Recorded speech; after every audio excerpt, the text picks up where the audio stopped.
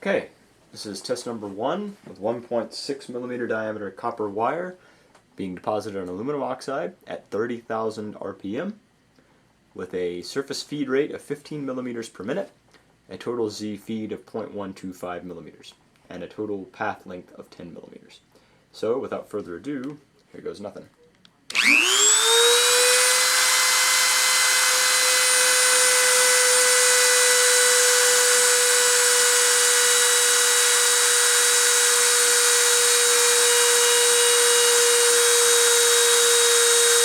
Contact.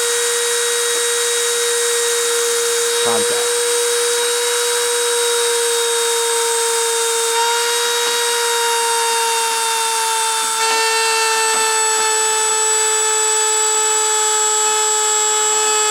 Simple.